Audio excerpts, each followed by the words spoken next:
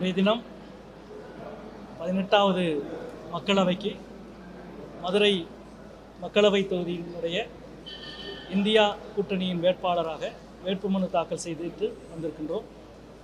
என்னோடு நம்முடைய மாண்புமிகு அமைச்சர் பெருமக்கள் அண்ணன் மூர்த்தி அவர்களும், அண்ணன் பிடிஆர் பழனிவேல் தியாகராஜன் அவர்களும், சட்டமன்ற உறுப்பினர் அண்ணன் கோ தளபதி அவர்களும், அண்ணன் கார்த்திகேயன் அவர்களும் வந்து இந்த வேட்புமனுவை தாக்கல் செய்திருக்கின்றோம்.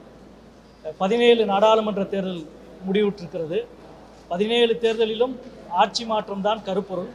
18வது நாடாளுமன்ற தேர்தல் என்பது இந்திய ஜனநாயகத்தை காப்பாற்றுவதுதான் இதனுடைய கருப்பொருள். அரசியல் அமைப்பை காப்பாற்றுவதுதான் இதன் கருப்பொருள்.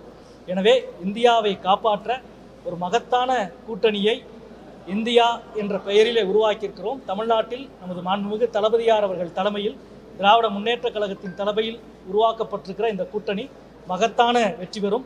ஜனநாயகத்துக்கு எதிரான பாசிச பாஜகவை அகற்றிவிட்டு ஒரு இந்தியா கூட்டணி ஆட்சியில் அமைக்கும். அதற்காக தமிழ்நாட்டில் உருவாக்கப்பட்டிருக்கிற இந்த விரிவான கூட்டணியினுடைய வெற்றி என்பது உறுதி செய்யப்பட்டிருக்கிறது. அந்த வெற்றியை மேலும் வலுப்படுத்த திராவிட முன்னேற்ற கழகத்தினுடைய தேர்தல் அறிக்கை வந்திருக்கிறது, நீங்கள் பார்த்திருப்பீர்கள்.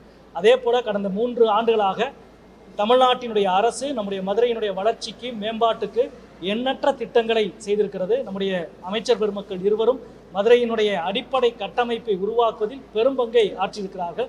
எங்களது வளர்ச்சிக்கான மதுரையினுடைய பங்களிப்பை சொல்லி, அதே நேரத்தில் பாசிச பாஜக அகற்றப்பட வேண்டும் என்ற அரசியல் நோக்கத்தை சொல்லி, கடந்த காலங்களில் நாங்கள் மதுரைக்கு செய்திருக்கிற நல்ல திட்டங்களை முன்வைத்து இந்த தேர்தலில் சந்தித்து மகத்தான வெற்றி பெறுவோம் என்பதை தெரிவித்துக் கொள்கிறேன்.